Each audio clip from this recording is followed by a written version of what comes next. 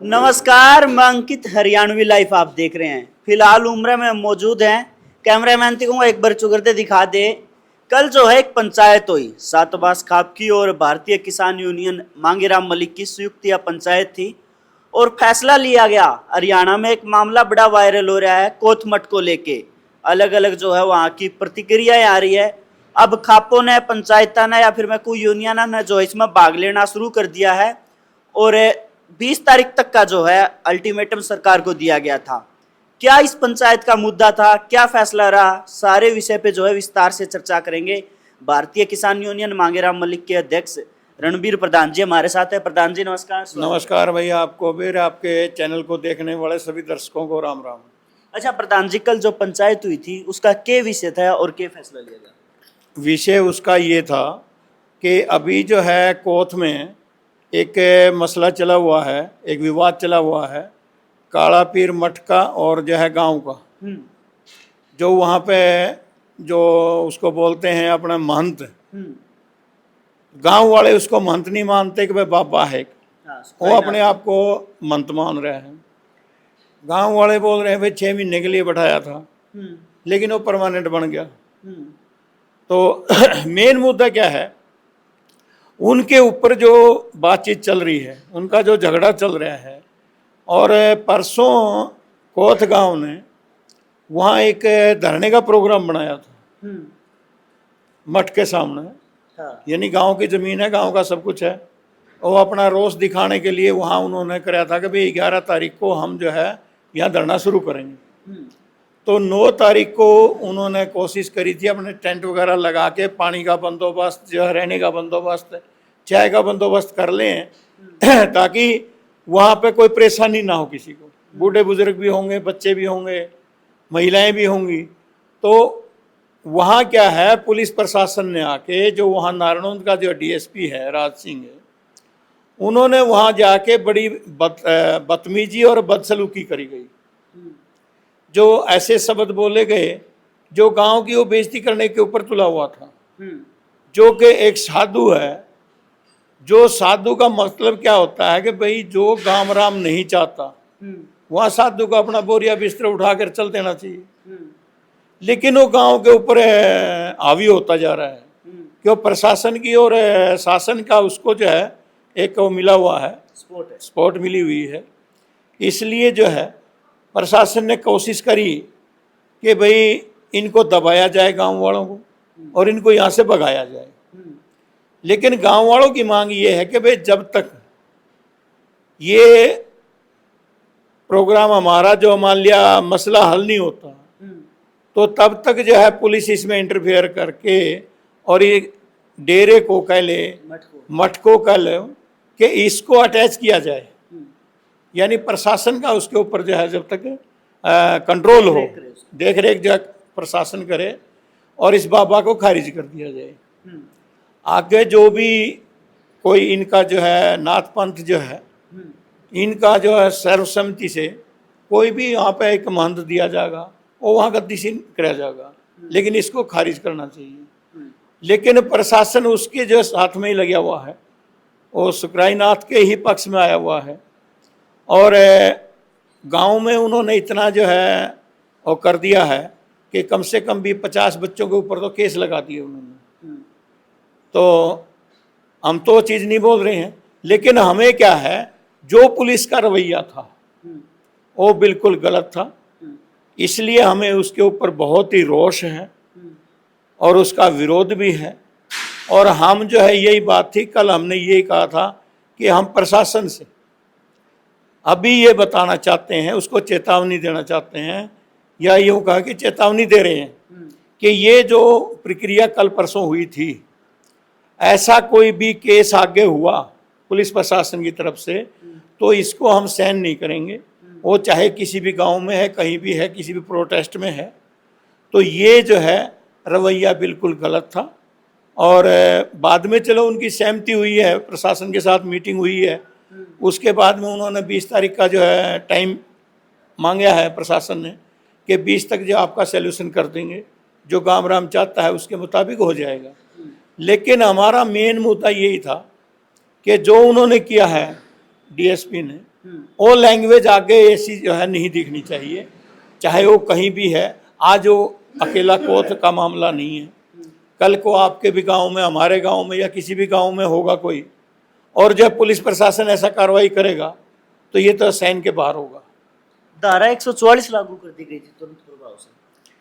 देखिए, वही तो एक विडंबना है कि अपना गांव है, अपनी जमीन है, अपना सब कुछ है, अपना भाईचारा है, अपना मठ है, और वहां पे प्रशासन जो है एकदम खड़े खड़े डीएसपी को ऐसी पावर किसने दे दी कि वही जो है वहीं पे धारा 144 लगा देगा। आज यहाँ बैठे हैं तो यहाँ बोल देंगे भी यहाँ धारा 144 लग गई है, ऐसे थोड़ी होता है, उसकी कोई प्रक्रिया होती है।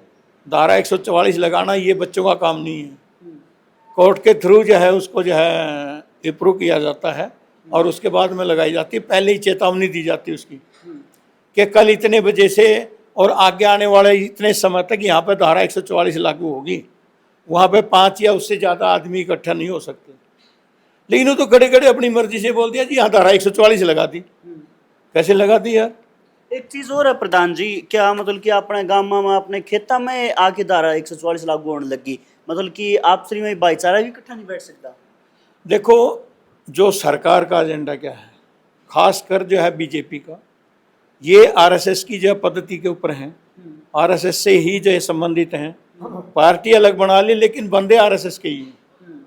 इनका मकसद यही है कि भाईचारा बिगाड़ के एक दूसरे को जो है दूसरे का दुश्मन बना के और अपना उल्लू सीधा करता रहे कि इनके सामने कोई ना आए। अपने जो आपस में लड़ेंगे तो इनका विरोध कौन करेगा? ये मर्जी मर्जी है, जो कुछ करेंगे या तो फिर वो अंग्रेज वाली नीति होगी, फूट डालो राज करो। तो ये कौन है? इनके बाप दादे जो अंग्रेजों के तो पिट्ठू होया करते, गुलाम होया करते, वही तो चाहे जनरेशन है ये जो अपने स्वतंत्रता संग्राम जो चला था, तो अपने जो क्रांतिकारी जो है अपने जो योद्धा थे वो तो अपनी आज़ादी के लिए लड़ रहे थे, और ये अंग्रेजों को शह देने के लिए, उनकी जो है बात देने के लिए और अंग्रेजों को संरक्षण देने के लिए अंग्रेज इनको जो है पैसा देते थे और ये जो है अपनी बुराई करते थे। सरदार भगत सिंह को जो है फांसी दिलाने वाले कौन थे? ये भी ये संगी थे। अच्छा। उनके जो है एक वकील थे सरकारी, मैं नाम अभी भूल गया, और मुस्लिम थे। उन्होंने कहा कि भाई आप इसको जो है, जज थे वो, उन्होंने कहा कि भाई आप इसको जो फांसी का ऑर्डर लिख दो। तो उसने कहा कि मैं जो है ना अपनी फांसी लिख सकता हूं, लेकिन जो देश के लिए जो लड़ रहे हैं, आज़ादी की लड़ाई लड़ रहे हैं, मैं अपनी कलम से उनको फांसी नहीं लिख सकता। उन्होंने उसी टाइम रिजाइन लिख दिया। मैं देशभगत हूं, ना कि देश का गद्दार हूं। गद्दारी नहीं कर सकता मैं देश के साथ। वो आदमियों को आज जो है ये बोल रहे हैं कि वो देशद्रोही, सच्चे देशभक्त हैं मुस्लिम।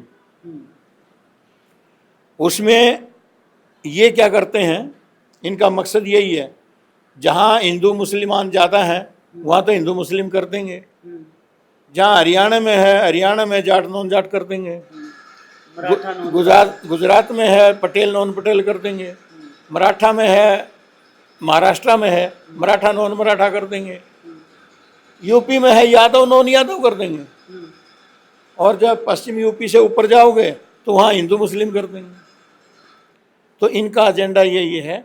तो हम तो ये कल इसीलिए पंचायत हुई थी कि अभी 20 तारीख तक जो प्रशासन ने समय मांगा है, उस टाइम तक अगर इसका सलूशन हो गया तो अच्छी बात है, अन्यथा 20 के बाद में जो कोथ गांव और उनका जो है खाप वगैरह जो इकट्ठा होके वो कोई फैसला लेंगे, आगे की रणनीति बनाएंगे, उसके बाद में हम देखेंगे, फिर अपना विचार करेंगे। यहाँ एक और पंचायत करेंगे फिर 20 के बाद में, और उसमें आगे की रणनीति तय करेंगे कि हमारा अगला रुख क्या होगा, कि हमें करना क्या है।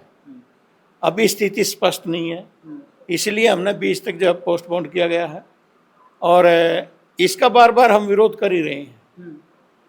जो डीएसपी ने जो बातें करी हैं वो जो है एक इंसानियत के नाते या एक उच्च अधिकारी और ऐसी भाषा इस्तेमाल कर रहा है, वो हमें बर्दाश्त से बाहर है। अच्छा प्रधान जी, अगर 20 तारीख के बाद जरूरत पड़ी तो क्या खाप और यूनियन डायरेक्ट इंटरफेयर करेगी वहां धरने पे भी जा सके अगर जरूरत पड़ी तो? देखिए, अभी इसीलिए हम बोल रहे हैं आगे आने वाले समय में क्या होना है क्या नहीं होना है ये भविष्य के गर्भ में है। इसीलिए हम बोल रहे हैं कि 20 तक तो हम उनका इंतजार करेंगे। वो 21 को पंचायत करो, 22 को करो, उनका क्या रुख होगा, उस रुख को देखते हुए फिर हम अपनी जो है यूनियन की और जो है सातवास खाप की जो है एक पंचायत साजली बुलाएंगे और उसमें आगे का निर्णय लेंगे क्या होगा, और आगे का उसी टाइम ही जो है बताया जाएगा। बिल्कुल, एक युवा साथी है और भाई तेरी और महत्वपूर्ण है क्योंकि अखाड़ा है उसकी बैक गेहूं बो दी गई। आप क्या कहना चाहोगे इस मामले में? युवाओं पर मुकदमे लगा दिए गए। भाई हरियाणा में तो बाबा ही तोते बोल गए आज के दिन है। सरकार हरियाणा में तो बाबा ने कौन एक बलात्कार ये हत्या का आरोप होती तो स्पेशल छोड़ने ला रहे हैं। साल भर में कई बार छुट्टी लिया वो या सरकार हरियाणा में बाबा ने आगे लिया हुआ है। आम आदमी तो पाछे रखेगी। बिल्कुल। हाँ, तो यह कहना चाहूँ। ताऊ राम राम। राम राम भाई, मैं कि मैंने बोल लिया था करता नहीं मेरे प्रति। अच्छा नो बताता हूँ, छोड़िए तो वह इंटरव्यू वाली बात कौन पूछता, मैं तो देसी बात देख पूछूं। कई साल जिंदगी का अनुभव हो गया, अच्छा बुढ़ापा आ गया। अच्छा पहला कभी ये चीज देखी कि भाई गांव में जो है डेरा का जो गांव खुश ना हो फिर भी बाबा या मंत्रों का मैं तुरे रहूंगा। भाई एक बात तो देखिए, हमें छोटे छोटे थे तो डरिया करते, डरते को नहीं कोई आया रोज पे अच्छा भय लकड़ गया हमारा। पुलिस थे भी? सब क्या है थे, हाँ। डीसी थे भी कौन डरते। अच्छा हाँ भाई कितना है। राम राम। राम राम जी। क्या कुछ कहना चाहोगे आप इस मामले में? मैं तो ये कहना चाहूँ, मैं 20 तारीख तक टाइम दिया है, उनका फैसला हो गया ठीक है, नहीं हुआ तो हमें 20 के बाद में पंचायत करें, 7 पास होगी उनकी, और जैसा भी रुख होगा हाथों को उसके हिसाब से फैसला दें। बिल्कुल भाई, आपने जो है पता चल गया है कि खापे और पंचायतें और यूनियन जो है एक्टिव होने लगी है और मामला जो है एक अलग रूप लेता हुआ नजर आने लग रहा है। आपकी इसके बारे में क्या राय है? खुल के कमेंट करें, वीडियो को शेयर करें, चैनल को सब्सक्राइब करें। बहुत बहुत धन्यवाद।